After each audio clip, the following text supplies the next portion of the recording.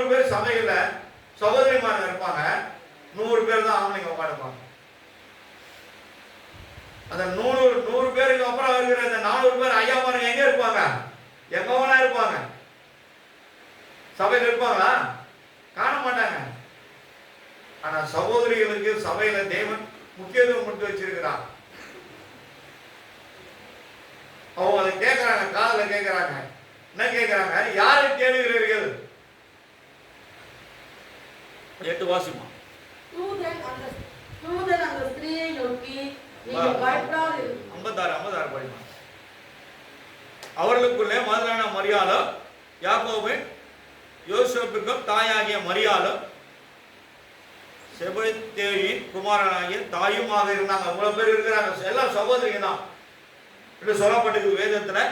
56வது வசனம், 27வது அதிகாரத்தினுடைய 56வது வசனம். அப்போ இந்த ஒரு காரியத்தை பார்த்தீங்கன்னா இவங்க பயப்படுறாங்க. அதுக்கு 54வது முன்னாடி பார்த்தீங்கன்னா மிகவும் பயந்து மெய்யாகவே இவர் தேவனுடைய குமாரன்ன்றாங்க. பயந்துடுறாங்க. ஏன்னா கல்லறை திறந்துட்டு இருக்கு, மேல 2 பேர் உட்காந்துக்கிறாங்க தேவ தூதர்கள். எப்படி இருக்கும்? பயமா இருக்குமா? இருக்காதா? பயமா இருக்கும். ஆனா அந்த செய்தி ஃபர்ஸ்ட் யாருக்கு அறிவிக்கப்படுதுன்னா அந்த 2 தேவ தூதரும் சகோதரிகளுக்கு தான் அறிவிக்கிறாங்க. அப்ப சகோதரிகள் சபையில ஆண்டவர் என்ன பண்றாரு? விசேஷத்தெல்லாம் வச்சிருக்கிறார். எப்படிப்பட்டவங்களா இருந்தாலும் சரி விசேஷத்தெல்லாம் வச்சிருப்பாரு. எல்லா சபையிலும் அவங்க தான் ரொம்ப முக்கிய அங்கத்தினராக இருப்பாங்க. கர்த்தர் பயன்படுத்துறார். நம்ம சபையில கூட எல்லா காரியத்துக்கும் என்ன பண்ணிருக்கோம்? சகோதரிகளாம் போட்டு போஸ்டிங் பண்ணி வச்சிருக்கிறோம். ஒரு காரியத்துக்கு ஒரு 2 பேர்னு சொல்லி எல்லாத்தையும் எல்லாராலும் என்ன பண்ண முடியாது, ஒரே ஆளாலும் ஆள முடியாது. சில சபையில எல்லாமே அவங்க தான் பார்ப்பாங்க. காணிக்கை எடுக்கிறது, மியூசிக் அடிக்கிறது, அதுல இருந்து. அப்ப யாரு பாத்திரமா எப்படி கத்துக்குவாங்க? எப்படி கத்துக்குவாங்க? சபை ட்ரைனிங் சென்டர். உன்னை உருவாக்கணும், உன்னை ஆயத்தப்படுத்தணும், தயார்படுத்தணும். அதுதான் சபை. சொல்லிக் கொடுக்கணும், கற்றுக் கொடுக்கணும், அவர்களையும் நம்ம போல மாற்றணும். இயேசு தன்னை போல 12 சீஷரை உருவாக்கினாரே, நீ யாரை உருவாக்கி வச்சிருக்க? உருவாக்கணும். அதுதான் ஒரு சபையினுடைய நோக்கமா இருக்கணும். எதுலயே கை வைக்க முடியுமாங்க? எல்லாம் அவங்க தான் செய்யக்கூடாது. அப்போ பிதாவின் சித்தத்தை நம்ம எப்படி நிறைவேற்ற முடியும்? எப்படி முடியும்? முடியாது. சுயமா இருக்கக்கூடாது. பாட்டு மட்டும் பாடுவோம். எப்படி? சுயம் என்னில் சாம்பலாய் மாற சுத்தாவியை காணல் முட்டோ ஜெயம் பெற்று மாவேசம் தாக தேவாரும் தெய்வமே. நல்லா பாடுவோம், செய்ய மாட்டோம். ஆனா என்னை பொறுத்தவரைக்கும் என்னன்னா செய்து காட்டணும், தயார் பண்ணணும், உருவாக்கணும், ஆயத்தப்படுத்தணும், சொல்லிக் கொடுக்கணும். எதுவுமே ஒளிவு முறை வரைக்கக்கூடாது. வேதத்தின் ரகசியங்கள்லாம் கற்றுத்தரணும். நீங்க கற்றுக்கிட்டு எங்க போய் நீங்க கனி கொடுத்தாலும் பரவாயில்ல, எங்க போய் கனி கொடுத்தாலும் பரவாயில்ல, தாராளமா போலாம். ஐயா நான் இங்க ஒரு சபையை போடலான்னு இருக்கேன், சபையை கட்டலான்னு இருக்கேன், அங்க ஒரு சபையை நான் வந்து என் வீட்டு மேல வச்சு நாங்க வந்து ஒரு கொட்டா போட்டு ஆரம்பிக்கிற மாதிரி தாராளமா செய்யுங்க. இயேசு இதுதான் வந்தார். உலகம் போய் சுவிசேஷத்தை அறிவியும் தான் சொல்லி இருக்கிறார். எல்லாத்தையும் தெரிஞ்சு வீட்டிலேயே கம்மோன்னு இருக்காதான்னு தான் சொன்னார். இயேசு உலகத்துக்காக தான் வந்தார். 33 ஆண்டு காலத்துல அவர் இந்த உலகம் முழுவதுமாய் நன்மை செய்கிறாவே சுற்றி திரிந்தார். அப்போஸ்தலர் 10:37 வாசிக்கிறோம். அப்போ உலகம் முழுவதும் எப்படி செய்திருப்பாரு? 3 வருஷத்துல அவருடைய கீர்த்தி உலகம் முழுவதுமாய் பரவியது, தேசங்களுக்கு தேசமாய் பரவியது, எல்லா நாடுகளுக்கும் பரவி சென்றது. அவர் செய்த நன்மைகளை இந்த உலகம் அறிந்தது. அதனால தான் அவர் பேர் என்ன பேர்? அவர் பேரு உலகத்தின் ரட்சகர். உலகத்தின் ரட்சகர் என்று வேதம் நம்மளுக்கு காட்டுகிறது. கர்த்தருடைய பரிசுத்த நாமத்திற்கு மகிமை உண்டாகட்டும். அப்போ இத்தனை பேர்களும் அவர் என்ன பண்றாங்க? பார்க்க முடியாது. இந்த சகோதரிங்க எழுந்து ஓடுறாங்க. ஓடும்போது அங்கே நடந்த சம்பவம் என்னன்னா, அவங்க மேல இருக்கிற அந்த 2 தேவதூதர்கள், நீங்கள் யாரை தேடுகிறீர்கள்? அதுக்கு முன்னாடி நமக்காக அந்த கல்லை யாரு புரட்டி தள்ளுவாங்க யோசித்து வராங்க. ஆனா அந்த கல் நீ யோசிக்கிறதுக்கு முன்பாகவே உனக்கு என்ன தேவை பரமபிதா அறிந்ததுனால 2 தேவதூதன் அனுப்பி இயேசு கிறிஸ்து எழுப்பத்துக்கு முன்னாடி அந்த கல்லை புரட்டி தள்ளி அவரை உயிரோடு அவர் எழுப்பி என்ன பண்ணாரு, தன் ராஜ்யத்திற்கு கொண்டு போயிட்டாரு. ஆனா கொண்டு போனா கூட அவர் என்ன பண்ணாரு, மறுபடியும் எங்க போறாரு, பேதுரு புத்தகத்தை எடுத்து படிங்க.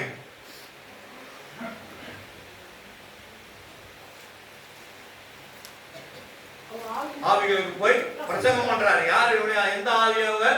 நோவாவின் காலத்துல ஜலத்தினால மறிக்கப்பட்ட அத்தனை லட்சக்கணக்கான மக்களுக்கு போய் என்ன பண்றாரு அவரு, அறிவிக்கிறார். எதை அறிவிக்கிறார்? நோவா தாத்தா சொன்னது விசுவாசினோட போன ஜனங்கள், கீழ்ப்படியாத ஜனங்களை கர்த்தர் அழித்தார் இருக்குது.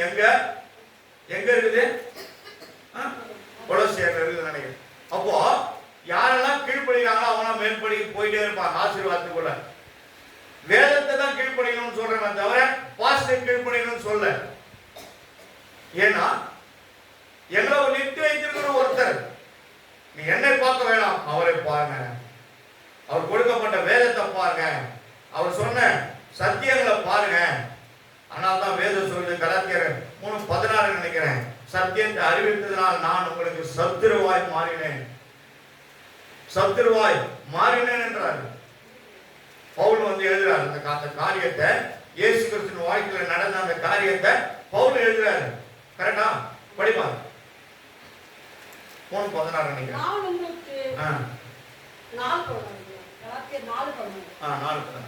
நான் உங்களுக்கு சத்தியத்தை சொன்னதினாலே உங்களுக்கு சத்துருவானேனோ. அப்போ சத்துருவை மாறுறதுக்கு காரணம் என்னன்னா, சைலண்டா போனா ஒரு பிரச்சனையும் இல்லை. நான் கூட இங்க சைலண்டா தான் இருந்தோம். ஆனா சபை ஆரம்பிக்கிறோம் தெரிஞ்ச கொஞ்சம் மூளைக்கு குப்புன்னு அப்படியே எழுந்துச்சு.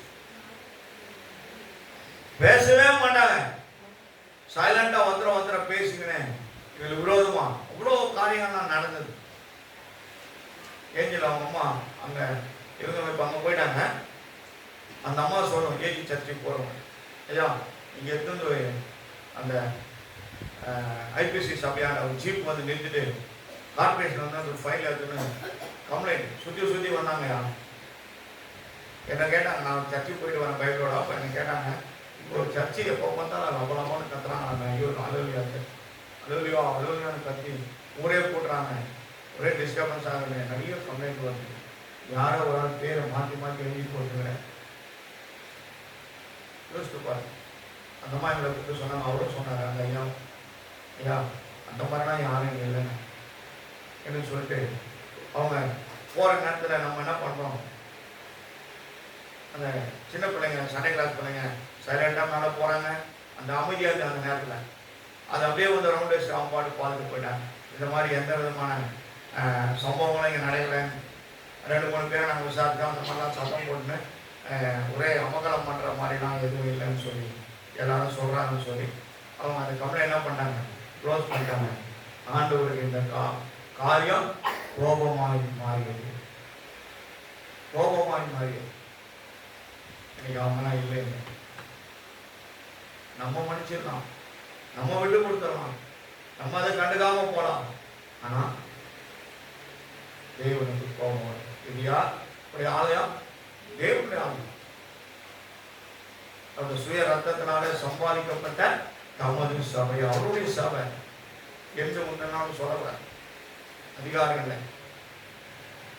2 சகோதரிகள் அந்த தேவதூதர் சொல்றாங்க, அவர் சொன்ன பிரகாரமாகவே 3ஆம் நாள் உயிர் எழுந்தார். நீங்கள் போய் சீஷர்களுக்கு சொல்லுங்க, அவர் போயிட்டு எங்க போயிருக்காரு? கலீலியாவுக்கு போயிருக்காரு. அந்த ஆவிகளுக்கு பிரசங்கம் பண்ண பிறகு கலீலியாவுக்கு போயிட்டாரு. அந்த பீட்டர் 1 பீட்டர் 2 பீட்டர் அந்த வசந்த சொல்லுமா உங்களுக்கு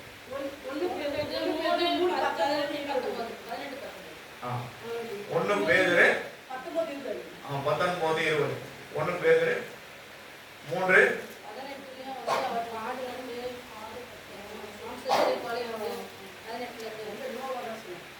நோவாவுடைய ஆவிகளுக்கு, செத்து போன ஆவிகளுக்கு பாதாளத்துல பிரசங்கம் பண்றாரு. அதுதான் 19:20 தான். சரி, கர்த்தருடைய பரிசுத்த நாமத்துக்கு மகிமை உண்டாகட்டும். அப்போ இவங்க என்ன பண்ண, போய் சொல்லுங்க நீங்கள் அவரை கலிலியோவை காண்பீர்கள் சொல்லிட்டு அவங்க என்ன பண்றாங்க, மறைஞ்சிடறாங்க. அந்த வார்த்தையை சொல்றதுக்காக இவங்க வருவாங்கன்னு தெரிஞ்சு இருக்க வைக்கிறார் ஆண்டவர். அப்போ முதல் அறிவிக்கப்பட்டவர் இவங்க 2 பேர் தான். அதுக்கப்புறம் இவங்க ஓடுறாங்க, திரும்பி பார்த்து எங்கேருந்து வந்தாங்களோ ஓடுறாங்க. ஓடி சீசரெல்லாம் உட்காந்து அப்படியே ரொம்ப கலங்கி போயிருக்காங்க. இவர் நம்ம தேசத்தை ரட்சிப்பார் நம்ம நினைச்சோமே, மறித்து போயிட்டாரு. இனி நம்மளை யார் காப்பாற்ற போறாங்க, யார் நம்மளை வழி நடத்த போறாங்க, யார் நமக்கு எல்லா காரியத்தையும் உதவி செய்ய போறாங்க என்று சொல்லி அவங்க அப்படியே மனவேதனை சஞ்சலத்தோடு இவர் செய்த எவ்வளோ நன்மைகளாக செய்தாரு, இவர் மறிக்க மாட்டார், உயிரோடு இருப்பார் நம்ம நினைச்சோமே, இப்படி ஆகிடுச்சு என்று சொல்லி கடைசியில் அந்த 2 பேருக்கு சொன்ன உடனே அவங்களுக்கு கூட ஒரு ஆதரவு. பேதுரு அங்க இருக்காரு, அநேக சீஷர்லாம் இருக்காங்க. அதுல 2 பேர் என்ன பண்றாங்க, ஊந்து அடிச்சு கொண்டு வராங்க. வந்து ஒருத்தர் நின்றுறாரு. பேதுரு என்ன பண்ணா, ஃபுல் ஸ்பீட்ல வந்து உள்ள கீழே இருந்து குனிஞ்சு பாக்குறாரு. கீழே துணியெல்லாம் கழட்டி அங்க ஓர வச்சிருக்குது. ஆனா யார் உள்ள ஓடுறது, யோவான்ஸ்தானுங்க. யோவான்ஸ்தானுங்க ஆண்டவருக்கு மிகவும் பிரியமான ஒரு சகோதரனாய், நண்பனாய், மிகவும் தேவனுடைய மார்பிலே சாய்ந்து கொண்டிருந்த பிரியமான ஒரு ஊழியனாய் அவருக்கு காணப்பட்டார், சீஷராய் காணப்பட்டார். ஆகையினால்தான் இந்த வெளிப்படுத்த நிருபத்தை ஆண்டவர் அவர் கையில் கொடுத்து எழுத வச்சார். 22 அதிகாரமும் நீங்க படிச்சு பார்த்தீங்கன்னா தெரியும். நான் குறைஞ்சது ஒரு அந்த வெளிப்படுத்த நிருபத்தை 22 அதிகாரத்தை ஒரே நாளில் படிச்சிருவேன். 75 முறை படிச்சிருக்கேன். அதுவரை 100 முறையாக நம்ம படிக்கணும். அதுவரை இன்னும் சொல்லி படிக்க படிக்க படிக்க அப்பதான் அந்த ரகசியங்கள் உங்களுக்கு வெளிப்படும். படிக்க தேவையான விவரமே நம்மளால அவ்வளவு சீக்கிரம் அறிந்து கொள்ளவும் முடியாது. அத்தனை அதிகாரத்தையும் பத்மத்துவில திருப்பி அவனை என்ன பண்ணுவாங்க, சோறு தண்ணீர் அதை போட்டுருவாங்க. அங்க அந்த தீவில் இருந்து தான் ஆண்டவர் அவரோடு இருந்ததை சொன்ன வார்த்தைகளை வைத்து அவர் அந்த பத்ம தீவில் அந்த 22வது அதிகாரம் கொண்ட அந்த வெளிப்படுத்தல் நிருபத்தை அவர் எழுதினார். நிறைய பேர் வெளிப்படுத்தல் நிருபம்னு சொன்னமே தவிர வெளிப்படுத்தல் சுவிசேஷம் சொல்றாங்க. சில பேர் சொல்லக்கூடாது, அது நிருபம். சுவிசேஷ புஸ்தகம் மத்தேயு, மார்க்கு, லூக்கா, யோவான் தான். அதுதான் சுவிசேஷ புஸ்தகம். கர்த்தருடைய பரிசுத்த நாமத்திற்கு மகிமை உண்டாகட்டும். அதே யோவானுக்கு எழுதின நிருபமா 1ஆம் அதிகாரத்துல இருந்து எத்தனாவது அதிகாரம், 21 அதிகாரமும் அவரால் எழுதப்பட்டது தான். 1 யோவான், 2 யோவான், 3 யோவான், 1 யோவான் 5 அதிகாரம், இதுல 1, 1, 2, 7 அதிகாரமும் அவரால் எழுதப்பட்டது தான். கர்த்தருடைய பரிசுத்த நாமத்திற்கு மகிமை உண்டாகட்டும். ஓடுறாரு யோவான் தனன் போய் கல்லடி அடிச்சு அந்த துணியெல்லாம் பிச்சு போட்டு பார்க்குறேன். அது எடுத்து அப்படியே மார்பில் அடிச்சு பார்க்குறேன். கர்த்தருடைய பரிசுத்த நாமம் மகிமை உண்டாகட்டும். மறுபடியும் என்ன பண்றாங்க, அவர் இடத்துக்கு போறாரு.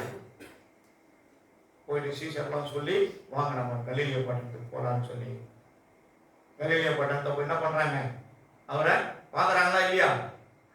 பார்க்குறாங்க.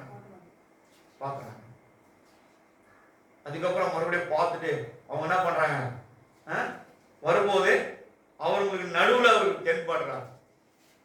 அதுக்கப்புறம் எங்க பார்க்குறாங்க, 2 பேர் எம்மா ஒரு சீசர் 2 பேர் என்ன பண்ணாங்க, பெண் மாற்றம் அடைஞ்சு போயிடுவாங்க. அவ்வளோதானே, அவரு மறித்தாரு போல, அவ்வளோதான், மறுபடியும் வரமாட்டாங்க.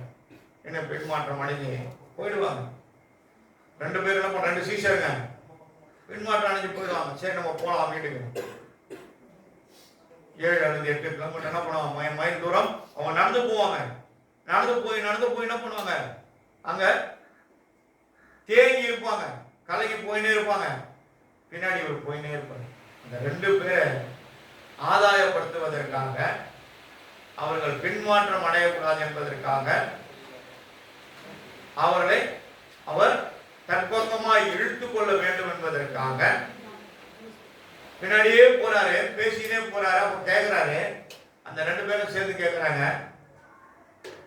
இவரும் ஒரு கேள்வி கேட்கிறார், நீங்கள் யாரை பற்றி பேசுகிறீர்கள்? அப்போ கேட்கிறாங்க, எருசலேம் பட்டணத்துல நடந்ததெல்லாம் உங்களுக்கு தெரியாதா? நீங்க யார்? எதுவுமே தெரியாது போல கேட்குறீங்களே என்ன சொல்லி கேட்டீங்களே. கிட்ட போற நேரத்துல பொழுது போயிடும், பொழுது போய்விட்டது. ஆகையினால நீங்களும் எங்களோடு வந்து எங்க வீட்டில் நைட்டு தங்கிட்டு பொழுது வச்சு போகணுவாங்க. உங்க வீட்டில் போய் என்ன பண்ணுவாங்க, அது எப்போ அந்த வீட்டை கூட்டிட்டு வந்தாங்களோ தெரியாது. ஆனா அந்த தோசைகள் எப்போ பொறிச்சு வச்சு அந்த மீனுங்க என்ன பண்ணுவாங்க, 2-3 மீன் ஏதோ மீன் துண்டு மீன் அது மூடி வச்சுட்டு வந்திருப்பாங்க. அது சூடு பண்ணாங்களா இல்லையான்னு கூட அதுல வேதத்து ஆதாரம் இல்லை. சாப்பிட்றதுக்கு என்ன இருக்குன்னு கேட்பாரு. அவங்க என்ன பண்ணாங்க, அதை மீனை பொறிச்சு அவர் கையில கொடுப்பாங்க. அவர் என்ன பண்ணுவார், அதை வாங்கி தன் கையில எப்பவும் போல அதை ஆசீர்வதித்து விட்டு அவங்களுக்கு கொடுப்பாரு. கொடுத்த உடனே அவங்க 2 பேர் கண்ணு திறக்கப்படும். உடனே இயேசு நம்ம கூட அவர் தான் வந்தாருன்னு சொல்றத உயிரோட நம்ம அவரை பார்த்தோம், வீட்டில் இருந்திருக்காரு. பார்த்த மாத்திரத்துல கண்ட மாத்திரத்துல உடனே மறைஞ்ச உடனே என்ன பண்ணாங்க, எங்கேருந்து உடனே நடந்து வந்தாங்களோ அத்தனை மைல் தூரம் 7-8 கிலோமீட்டர் மைல் தூரம் எருசலேம் பண்ணது ஓடுறாங்க. மறுபடியும் ஓடுறாங்க திரும்பி சீஷரோடு போய் சேர்ந்து நாங்களும் அவரை கண்டுன்றாங்க. அப்பதான் என்ன பண்றாரு, அவரு வந்து உங்களுக்கு சமாதானம் உண்டாவதாக, உங்களுக்கு சமாதானம் உண்டாவதாக, கர்த்தருடைய பரிசுத்த நாமத்திற்கு மகிமை உண்டாகட்டும். யோவான் புஸ்தகத்துல 20ஆம் அதிகாரம் 29ஆம் வசனம் வாசிப்போம். அதற்கு இயேசு, தோமாவே, நீ என்னை கண்டதினாலே விசுவாசித்தாய். கடைசி வரைக்கும் இவன் மேல விசுவாசம் இல்லாத இருக்காரு. ஏன்னா இது உண்மையா பொய்யா ஒரு சந்தேகம். எல்லாருமே ஒரே மாதிரியா இருப்பாங்க, யாரோ ஒருத்தர் இருப்பாங்க. தோமாவே, நீ என்னை கண்டதினாலே விசுவாசித்தாய். நேர்முகமா என்ன பார்க்கறதுனால தான் நீ விசுவாசிக்கிறேன். இல்லைன்னா ஜனங்க சொல்லி இவ்வளவு பேர் பார்த்து வந்து சொன்னதை விட நீ என்ன பண்ண மாட்ட, விசுவாசித்திருக்க மாட்ட. நான் உயிர் தெரிந்ததை நீ அறிந்து கேட்டு அதை உண்மை என்று நம்பி இருக்க மாட்டாய் என்று சொல்லிட்டு என்ன சொல்லுவாரு, விசுவாசிக்கிறவர்கள் பாக்கியவான்கள். நம்மள பார்த்தோமா இல்லையா? கரெக்டா சொல்லுங்க, நம்மள பார்த்தோமா இல்லையா? அதுவே ஒரு சந்தேகமா இருக்குல்ல. எஸ்ஸா நோவா, எஸ்ஸா நோவா. நம்மளாம் யாருங்க, காணாதவைகளை கண்டு விசுவாசிக்கிறவர்கள். அதுதான் இருக்கிறதுலே பெரிய தேவ பலன், அதுதான் பெரிய பாக்கியம், அதான் பெரிய பாக்கியம். நம்ம ஒரு கண்டதில்லை, கண்டதும் இல்லை, காண்பதும் இல்லை. உண்மை போல அழகுள்ள யாரும் 1014 சிறந்தவர். அப்போ தோமா ஒரு கேட்கிறார் ஒரு கேள்வி, எல்லாரும் என்னை காணாத விசுவாசித்தார்கள், நான் கண்ட பிறகுதான் அவரை நான் நம்புவேன்னு சொல்லி நிற்கிறேன்னு சொல்லி அவர் என்ன பண்ணாரு, பேசுறாரு. கர்த்தருடைய பரிசுத்த நாமத்திற்கு மகிமை உண்டாகட்டும். அதே 20ஆம் அதிகாரத்துல 15, 16, 17 3 வருஷம் வாசிக்கும். யோவான். இயேசு அவளை பார்த்து, ஸ்திரீயே, ஏன் அழுகிறாய், யாரை தேடுகிறாய் என்றார். ஏன்னா இந்த ஸ்திரீங்க தான் ஆண்டவரோட இவ்வளவு ஒரு அன்பா இருந்தா, சீஷர்கள் இருந்தா பார்த்தீங்கன்னா அந்த ஸ்திரீகள் அவருக்காக அவ்வளவு ஒரு அன்பு செலுத்தினவர்கள். எல்லா கூட்டத்திலும் பார்த்தா ஆண்கள் 1000 போனா விட பெண்கள் திரளாய் கூடவே சுத்திட்டு இருந்தாங்க. சுத்தி இருந்தாங்கன்னா காரணம் அவர் மீது அன்பு வைத்ததுனால, அவர் அன்பின் மித்தமாய் அவர்களோட எல்லா நாளும் பயணித்தாங்க. எங்க போனாலும் திரளான கூட்டம் அவர் பின்னாடியே சுத்திட்டு இருக்கோம். அங்க பாத்தீங்கன்னா அந்த 5ஆம் அதிகாரத்துல இருக்கிற அந்த மலை பிரசங்கத்துல கூட ஆண்களை காட்டின பெண்கள் கூட்டம் தான் அதிகம்னு சொல்லியிருக்காங்க. கர்த்தருடைய பரிசுத்த நாமத்திற்கு மகிமை உண்டாகட்டும். அப்போ இயேசு உயிர் தேர்ந்ததை இப்ப எல்லா சீசனும் பார்த்துட்டாங்க. அவரை உயிர் தேர்ந்த உடனே நோவாவின் காலத்துல ஜலப்பிரயாணத்தால அழிக்கப்பட்ட ஆவிகளுக்கு போய் அவர் பிரசங்கம் பண்றார், சுவிசேஷத்தை அறிவிக்கிறார். அப்போ செத்து போன மனுஷன்கிட்ட போய் சொல்ல முடியுமா? ஆனா அவர் சொல்ல முடியும். நீ நானும் சொல்ல முடியாது, நீ நானும் சொல்ல முடியாது. ஏன்னா அவங்க பாதாளத்துல இருக்கிறாங்க. பாதாளத்துல போய் இயேசு உன்னை ரட்சிக்கிறார், இயேசு உனக்கு சுகம் கொடுப்பார், இயேசு உன்னை கண்ணீரை தொடங்குவார் சொல்ல முடியுமா? சொல்ல முடியாது. அவர் போய் சொன்னார். ஆதாரம் உண்டு வேதத்தை, வேத புத்தகத்தை நம்ம பார்க்கணும். அப்போ எல்லாவற்றையும் தேவன் நமக்கு என்ன பண்ணார்? வேதத்துல எழுதி கொடுத்திருக்கிறார். அவர் உயிரோடு எழுந்த சரித்திரங்கள். சரி, இப்போ இயேசு யாருக்கு தன்னை வெளிப்படுத்தின காரியங்களை குறித்து நம்ம பார்த்துன்னே வரும்போது இன்னும் சில காரியங்கள் நான் உங்களுக்கு காட்டுறேன். கர்த்தருடைய பரிசுத்த நாமத்திற்கு மகிமை உண்டாகட்டும். சரி, மணி 8 ஆகுது. இருந்தாலும் ஒரு 15 நிமிஷம் நான் எடுத்துக்கிறேன். அப்போஸ்தலர் நடபடிகள் 1ஆம் அதிகாரம் 11வது வசனத்தை ஃபர்ஸ்ட் பார்ப்போம். மைக்ல வாசிங்க. கலிலேயராகிய மனுஷரே, நீங்கள் ஏன் வானத்தை அண்ணாந்து பார்க்கிறீர்கள்? நீங்கள் ஏன் வானத்தை அண்ணாந்து பார்க்கிறீங்க? என்ன அத கலிலேயர் மனுஷனே பார்த்து கேக்குறாரு. அந்த 2 பேரும் அந்த பக்கமா வருவாங்க. எல்லா ஜனங்களும் மேல பார்த்துட்டு இருப்பாங்க. அப்போ ஏன் நீங்க வானத்தை அண்ணாந்து பார்த்துட்டு இருக்கீங்க? என்ன ஆச்சு உங்களுக்கு? இன்னும் என்ன பண்றாங்க? அந்த 2 பேர் வந்து கேக்குறாங்க. நின்னு கேக்குறாங்க. கேட்கும் போது அவங்க சொல்ற காரியம் என்ன பாருங்க. உங்களிடத்திலிருந்து வானத்துக்கு எடுத்துக்கொள்ளப்பட்ட அந்த வழி போக்கரா இருந்தாங்க பாரு 2 பேரும். மறுபடியும் அவங்க பேசுறாங்க. உங்களிடத்திலிருந்து வந்த இயேசு வானத்துக்கு எடுத்துக்கொண்டு மேலே போறாரு இல்லையா? அதே மாதிரி அவரு போய் மீண்டுமாய் திரும்பி வருவான். கரண தட்டுங்க, ஜோரா தட்டுங்க. பார்க்காதவங்களா பார்ப்போம். என்ன பார்த்தவங்களா அவரை அன்பை நம்ம ருசி பார்ப்போம். இயேசு மீண்டும் அந்த உலகத்துக்கு வரப்போகிறார். கண்டிப்பா வருவார். ஆனா நன்மை செய்யறவனுக்கோ தீமை செய்தவனுக்கோ உள்ள வித்தியாசத்தை நம்ம நீ பார்ப்போம். இப்போ எடுத்து வாசிங்க. மல்கியாவின் புஸ்தகம் 3ஆம் அதிகாரம் 18வது வசனம் எடுத்து வாசிங்க.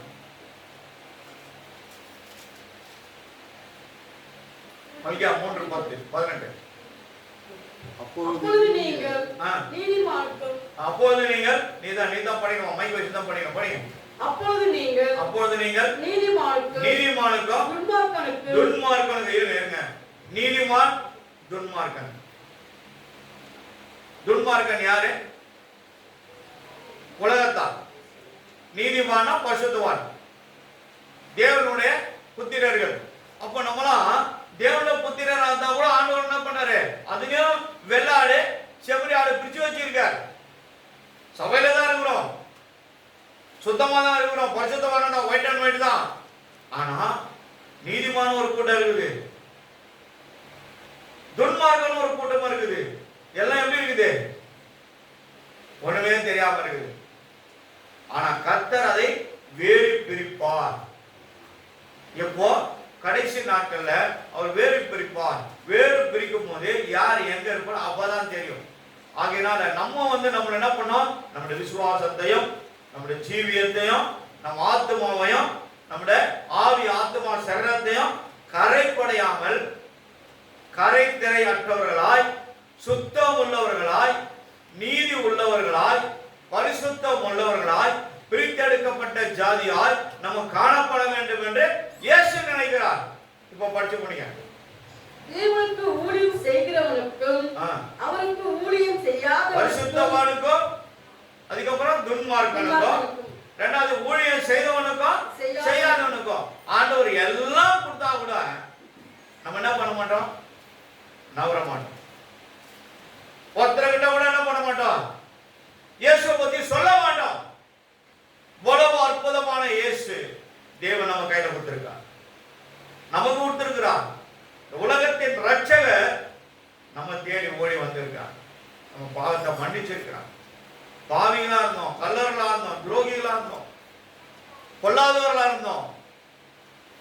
அப்போ நரகத்தை நோக்கி ஓடுற உன்ன பின்னாடியே தேடி வருவார். தேடி தேடி தேடி வருவார். கடைசி வரைக்கும் உன்னோட போராடுவார். நீ நீதிமானாய் மாறி தன் கூட்டத்துக்குள்ள வரணும் தான் அவர் நினைப்பாரு. நீ வெள்ளாட்டு கூட்டத்தாரு நினைக்கிற, செம்மையாட்டு கூட்டத்துக்குள்ள போக கூடாதுன்னு நினைப்பாரு ஆண்டவர். ஆனா வெள்ளாட்டு கூட்டத்துல நம்ம இருந்து நீதிமானா இருந்து பரிசுத்தவானா இருந்து பரலோக ராஜ்யத்துக்குள்ள நம்ம பங்காளராக மாறணும். இந்த கடைசி காலத்துல இயேசு எவ்வளவு அற்புதங்களை செய்திருக்கிறார். நம்ம சரியா இருக்கணும் தான் விரும்புறார். லேவியரார் புஸ்தகம் 20ஆம் அதிகாரம் 26வது வசனத்தை வாசிங்க. லேவியர் புஸ்தகம் 20:26. படி வந்து மைக் பண்ணலாம். படி படி படி படி. கர்த்தராகிய நான்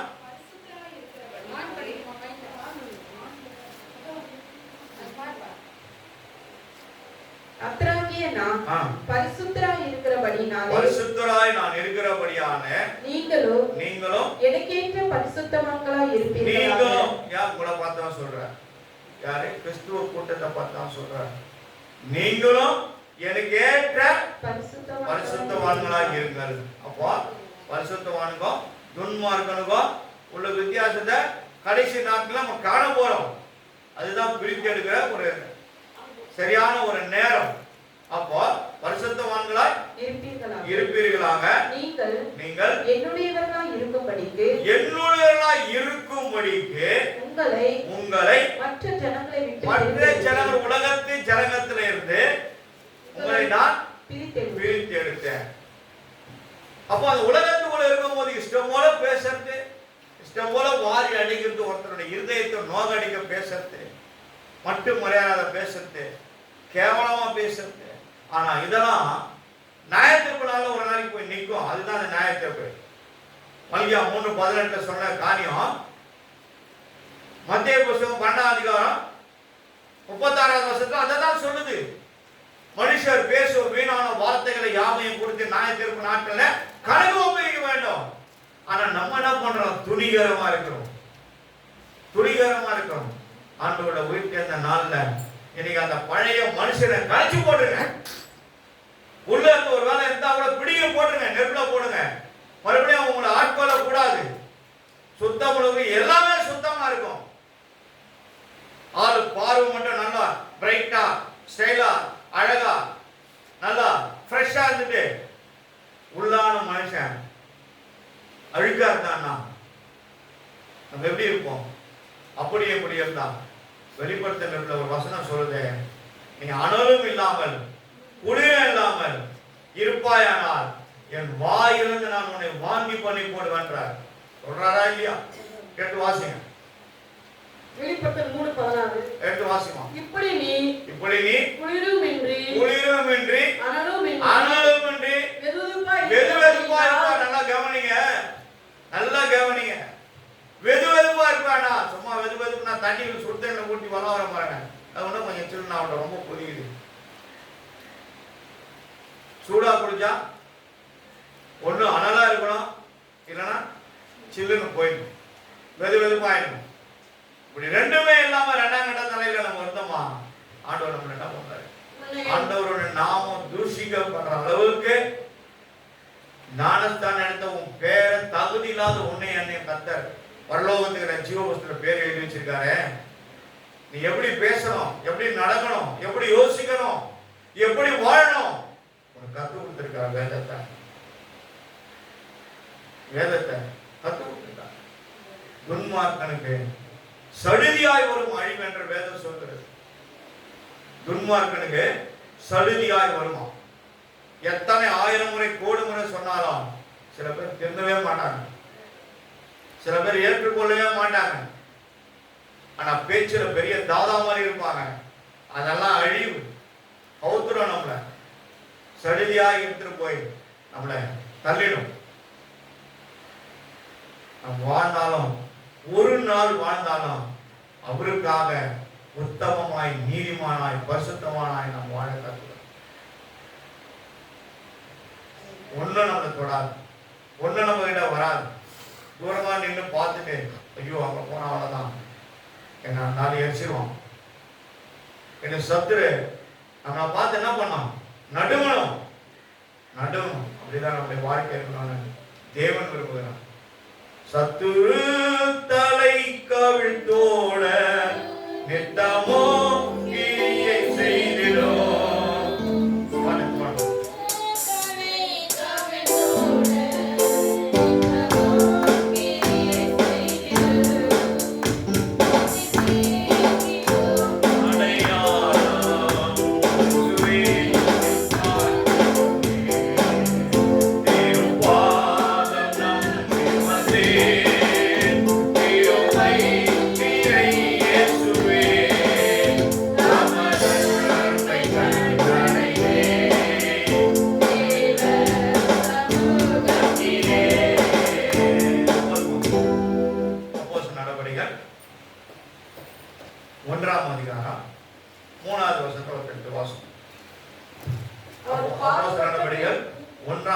அதிகாரம் 3வது வசனத்துல ஒரு குறிப்பு எழுதப்பட்டிருக்கு. படிக்கணும். அவர் பாடுபட்ட பின்பு அவர் பாடுபட்ட பின்பு 40 நாளளவு என்ன கொடுக்குது? 40 நாள் அளவும் அப்போஸ்தலருக்கு தரிசனமாகி அப்போஸ்தலருக்கு அவர் தரிசனமாயிருக்கார். அப்போ அந்த 40 நாள் அளவும் அவர் உயிராந்திருக்கிறார். மரித்து 3ஆம் நாள் உயிரோடு எழுந்து 40 நாள் 40 விதமான மக்களுக்கு 40 விதமான வழிகளில 40 விதமான விதத்துல தன்னை வெளிப்படுத்தி உயிரோடு நான் இருக்கிறேன், இன்றைக்கும் ஜீவிக்கிறேன். அல்லேலூயா. ஜீவிக்கிறார், இயேசு ஜீவிக்கிறார், என் உள்ளத்தில் அவர் ஜீவிக்கிறார். துணை அவர் என்ன பாட்டு நமக்கு? என்னென்றும் ஜீவிக்கிறார், ஜீவிக்கிறார், இயேசு ஜீவிக்கிறார், என் உள்ளத்தில் அவர் ஜீவிக்கிறார். நம்ம உள்ளத்துல அவர் ஜீவிக்கிறார். அப்போ அந்த உள்ளத்துல நம்ம ஜீவிக்கிறார்னா இந்த உள்ளம் எப்படி இருக்கணும்? கரைப்படாத, அது அசுசிப்படாத, அது எப்படி இருக்கணும்? அழுக்குள்ளதா கேடு உள்ளதா? நம்முடைய இருதயம் எப்படி இருக்கு சொல்லுகிறார் வேதத்துல? கருக்குள்ளதும் மகா கேடு உள்ளதும். அதெல்லாம் இருக்கக்கூடாது. அப்பதான் அவர் நம்ம கூட வாசம் பண்ணுவார். வாசம் பண்ணுவார். ஒண்ணு ஆண்டவர் சொல்ற ஒரு வார்த்தை, இந்த வசனத்தை நீங்க கொஞ்சம் எடுத்து படிச்சு பாருங்க. அவனை தேவன் கெடுப்பார், தேவனுடைய பரிசுத்த ஆலயமா நீங்களே இருக்கிறீர்கள். அப்போ நம்ம தேவனுடைய பரிசுத்த ஆலயம், நம்ம கூட அவர் உலாவுறார், நம்ம கூட இருக்கிறார். அது 1 கொரிந்தியர் 3:17 நம்ம 1 கொரிந்தியர் 3:17 படிமா. படி முடிச்சிடலாம். ஒருவன் தேவனுடைய ஆலயத்தை கெடுத்தால் அவனை தேவன் கெடுப்பார். தேவனுடைய ஆலயம் பரிசுத்தமாய் இருக்கிறது. நீங்க தான் அந்த தேவனுடைய ஆலயம். அப்போ நீங்க என்ன பண்ணக்கூடாது? இதை கெடுக்கக்கூடாது. கெட்டா எங்க போவோம்? எங்க போயிடுவோம்? சொல்லுங்க. எங்க போயிடுவோம்? எங்க போனோமோ அங்க போய் சேர்ந்துடும். எங்க போனோமோ அங்க போய் சேர்ந்துடும். இது பரிசுத்தமான வாய், பரிசுத்தமான கண்கள், பரிசுத்தமான ஆண்டவரே நம்மளுடைய மூளையை நம்மளுக்கு கொடுத்திருக்கிறாரு. நல்லது மட்டும் தான் நம்ம யோசிக்கணும். பரிசுத்தமான அவருடைய ஆத்மா வெளியேறப்பட்டு இது பரிசுத்தமானதான் நமக்கு ரட்சிப்பு உண்டாகும். ரட்சிப்பு உண்டான பிறகுதான் நம்மள பாவத்துக்கு மன்னித்து நீதிக்கு பிழைக்க முடியாது. அடக்கம் பண்ணி எடுக்கிறாங்க, மரணத்தை அடக்கம் பண்ணி தூக்குறாங்க ஞானஸ்தானத்துல.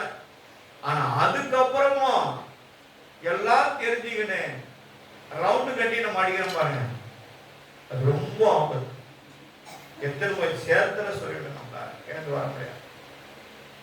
சில பேர் ரொம்ப ஓவரா ரவுண்டு கட்டி பேசுற மாதிரி யாரா இருந்தாங்கன்னா சைலண்டா ஒதுங்கிடும். ஆண்டவர் சொல்ற எப்படிப்பட்ட ஆவிகளை விட்டு விலகுங்கிறார். வெளிப்படுத்தல 8 இடத்துல இருக்கு. பொல்லாத ஆவி படைத்த மனிதர்களை விட்டு விலகுனா என்ன அர்த்தம்னா, அப்படிப்பட்ட ஆவி படைத்த மனிதர்களை விட்டு விலகுங்க. நமக்கு தேவையில்லை. அவங்க கிட்ட போய் நம்ம என்ன பண்ண வாக்குவாதம் பண்ணணும் அவசியம் இல்லை, அவனோட முறையிடணும்னு அவசியம் இல்லை.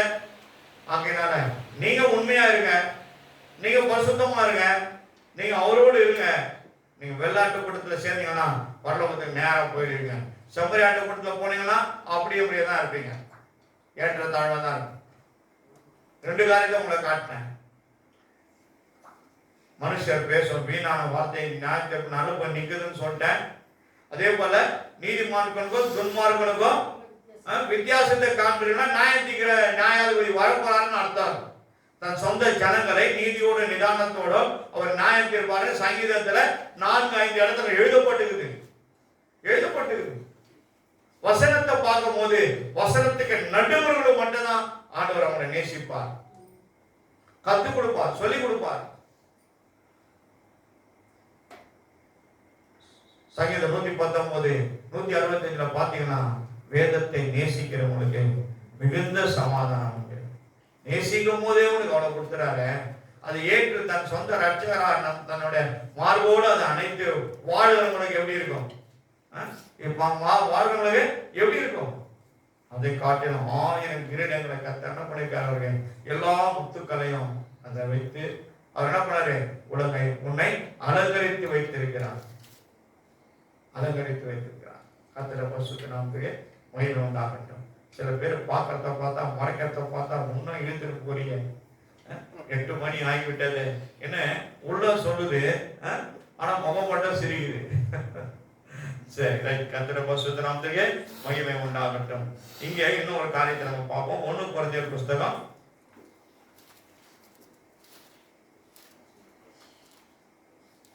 15ஆம் அதிகாரம் 6வது வசனம்.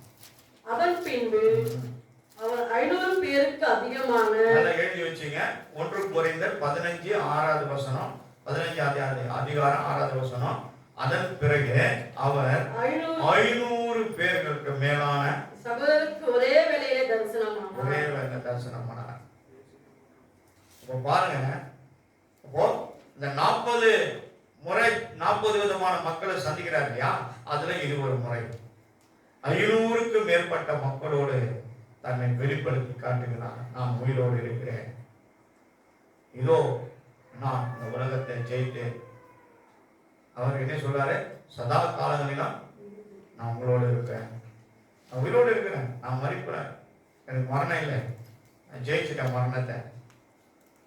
மரணம் உன் கூர் எங்கே, பாதாளம் உன் ஜெயம் எங்கே? மரணம் உன் கூர் எங்கே, பாதாளம் உன் ஜெயம் எங்கே? நோயையும் பேயையும் சாவியும் ஜெயிப்பார், நம்மிலாவின் திரளாகவே உயிர்த்து எழுந்தாரே. அல்லேலூயா, ஜெயமே எழுந்தாரே. உயிருடன் எழுந்த மீட்பரே, சத்தமானாரே. உயிருடன் எழுந்த மீட்பரே, சத்தமானாரே. கல்லறை திறந்திடவே, கடும் தேவர்கள் பயந்திடவே, கல்லறை திறந்திடவே, கடும் தேவர்கள் பயந்திடவே, உயிர்த்தெழுந்தாரே, வல்லம் பிதாவின் ஜெயமெதுவே, வல்லவர் இயேசு உயிர்த்தெழுந்தாரே, வல்லம் பிதாவின் ஜெயமெதுவே, உயிர்த்தெழுந்தாரே. அல்லேலூயா, ஜெயமெழுந்தாரே. உயிருடன் எழுந்த மீட்பரே, சத்தமானாரே. மரணம் உன் கூர் எங்கே, பாதாளம் உன் ஜெயம் எங்கே? மரணம் உன் கூர் எங்கே, பாதாளம் உன் ஜெயம் எங்கே? சாவையும் நோயையும் பேயையும் ஜெயித்தார், சபையோரே துதி சாற்றிடுவோம். சாவையும் நோயையும் பேயையும் ஜெயித்தார், சபையோரே துதி சாற்றிடுவோம். உயிர்த்தெழுந்தாரே, அல்லேலூயா, ஜெயமெழுந்தாரே. உயிருடன் எழுந்த மீட்பரே, சத்தமானாரே. கர்த்தருடைய பரிசுத்த நாமத்துக்கு மகிமை உண்டாகட்டும். நம்ம எல்லாரும் கண்ணை மூடுகிறோம். ஜெபம் பண்ணிட்டு அதுக்கப்புறம் காணிக்கை பாட்டு போடலாம். ஆண்டவரே, நீர் எனக்கு காட்டியதெல்லாம் நான் எழுதியிருக்கப்பா. 40 முறை 40 விதமான மக்களுக்கு நீர் மரித்து 3ஆம் நாள் உயிரோடு எழுந்து எத்தனை விதமான காரியங்களை வேதத்தில் எழுதப்பட்டு ஒருவன் தேவன் வாசம் பண்ணுகிற நம்முடைய ஆத்துமாக்குள்ள அதை கலகத்தை உண்டாக்கினான். இதை ஒருவன் கெடுத்தால் அவனை நான் கெடுப்பேன்னு சொல்லியிருக்கார். நீதிமானுக்கும் துர்மானுக்கும் உள்ள வித்தியாசத்தை நீங்கள் கடைசி நாளில் காண்பீர்கள் என்கிறார். மனுஷர் பேசுகிற வீணான வார்த்தைகள், ஒரு வார்த்தை கூட உண்மையான நீ கிறிஸ்தவனா இருந்தால், பழையவைகள் ஒழிந்தன, புதியவைகள் உண்டாகும். 1 கொரிந்தியர் 15 6வது வசனம். 1 கொரிந்தியர் 15 6வது வசனம். அதன் பின்பு அவர் 500 பேருக்கு அதிகமான, சகோதரருக்கு ஒரே வேளையிலே தரிசனமானார். 500 பேர்களுக்கு மேலான, பாவத்துக்கு மரித்து நீதிக்கு பிழைத்து ஞானஸ்தானத்தை அடக்கம் பண்ணப்பட்டு உயிரோடு மேலே எழுந்து ஜீவோத்தரம் பேரை எழுத ஒரு மனுஷியாவோ அல்லது மனுஷனாவோ இருந்தால் மீண்டுமாய் உலகத்துக்குள்ள நீ போகக்கூடாது. உலகத்துக்குள்ள போனீங்கன்னா கர்த்தர் கையை கழுவிடுவார். உன்னுடைய நிலைமை முன் நிலைமையை காட்டிலும் பின் நிலைமை மிகவும் கேடு உள்ளதாக இருக்கும். உன் இருதயத்தை நீ ஆராய்ந்து பார்க்க வேண்டிய நாளில் நீ அனலும் இல்லாம குளிரும் இல்லாமல் இருப்பாய் என்றால் கர்த்தர் உன்னை தன் வாயிலிருந்து வாந்தி பண்ணி கொள்வார். எல்லா பரிசுத்த வேதாகம் சொல்லப்படுற எல்லா வார்த்தையும் நீங்க அங்கே காட்டியதை நான் சொல்லியிருக்கிறேன். எப்படியாவது சபை சுத்தமா இருக்க வேண்டும், பரிசுத்தமாய் காணப்பட வேண்டும். அதுதான் என்னோட வாஞ்சை விருப்பம். உங்களுடைய விருப்பம் தான் என்னுடைய விருப்பம். உங்களுடைய வாஞ்சை தான் எங்களுடைய வாஞ்சை மாற்ற மூக்கு மட்டும் முன்பாக எப்போதும் நிற்பதற்கு நாங்கள் தகுதி உள்ளவர்களாக இருக்க எங்களுக்கு இரக்கம் செய்யும். பாதத்தில் அடிமையும் சபையாரின் தாக்கி அர்ப்பணித்து ஒப்புக்கொள்கிறேன். இந்த கூட்டம் எப்போதும் ஒரு பரிசுத்த கூட்டமாகவே இருக்கிறாங்க. அந்த தலைகளை நான் ஒரு நாள் உயர்த்தாதபடி நீ கொடுத்த அந்த சிலுவை எங்கள் மேல நான் உயர்த்த எங்களுக்கு உதவி செய்ய. இந்த சிலுவை நான் ஒரு நாள் சுமக்க எங்களை இரக்கம் செய்ய. ஒரு நாள் அதை எடுத்துட்டு போட்டு வீட்டில் மூலையில வச்சு விடாதபடி அது எங்களோடு வாழட்டும் ஆண்டவரே. அது எங்களோடு பயணிக்கட்டும் ஆண்டவரே. எங்களோடு நீங்க அதை நடத்து. அந்த பிள்ளைகளை ஆசீர்வதிங்க. பெரிய காரியங்கள் செய்யும். இயேசு நாமம் ஜெபிக்கிறோம் பிதாவே. ஆமென். பாட்டு வீட்டுக்கு அந்த பாட்டு போடுறேன். நான் டைம் ஆச்சு தூக்கிட்டீங்களா?